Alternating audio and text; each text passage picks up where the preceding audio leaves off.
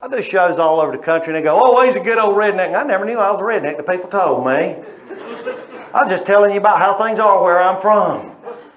So be it. I don't care. I'm making a living at it being stupid. But there are certain things that you learn about the South that's great that we don't have anymore. One of the things was I grew up in the South, grew up living with my grandmother. My parents lived with my grandmother so they get a place of their own. And that was in the good old days. And if we had grandparents like my grandmother was, Grandma Macy was great. We lived with her. Kids wouldn't be as stupid and do stupid things as they do today. See, now everybody's grandmother's hip, cool. My mother's off in Australia right now, 22-day trip around the world to Australia. You know, now is that any way for a grandma to act? She ought to be home. No, she ought to be home beating the snot out of my kids. That's what she ought to be doing. Teaching them some discipline. That's when we grew up. My grandmother would stay on us all the time. But she also taught us how to hunt and fish and do all the important things that a good grandmother from the South taught us. And plus, I'll be honest with you folks, she was a spitting image of Granny from the Beverly Hillbillies. You don't see grandmas like that anymore. Usually they're cool. Hey, they're Avon. They're Mary Kay.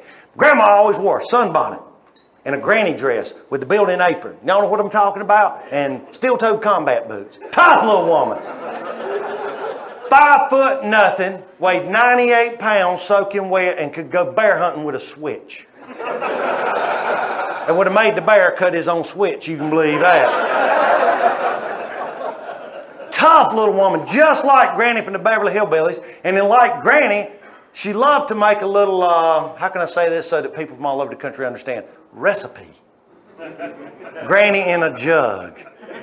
We lived in Johnson County, North Carolina, which is famous for Granny in a jug. In other words, 195 proof white lightning tornado in a mason jar. See, back in the old days, Granny would make this for medicinal purposes only. It was for medicinal purposes. So, I mean, back then you had no Trimenic, no Robitussin. So you got a little baby now, you'll get Motrin and Dimetapp Elixir and Trimenic and all these. We didn't have that. This was 40 years ago. All we had was Granny in a jug. You're 4 years old. You get up, you got a snotty nose. You because Granny, I don't feel good. My head stopped up. Sit down, baby. Granny fix you up. It's 8 o'clock in the morning. You're 4 years old. Granny pulls out 190 proof white liquor. Gets out those good little glasses that she saves just for company, the important company, the little glasses. You want to be careful. She never lets us drink out of them because if you did, you break a set. And it's hard to find Barney or Wilma or Fred. And you break a set, you just had to eat a whole year's worth of jelly to find another one. And she'd get it. Some of y'all are my people, I can tell. And she'd set it down and she'd put about 3 fingers worth of this in there and put a big dollop of honey and some lemon and hand it to you. And buddy, you take it and you knock it back. How cool is this? I'm 4 years old. I'm drinking shooters with Granny. I'll be honest with y'all. Till I was 20 years old, I did not know there was such thing as store-bought liquor.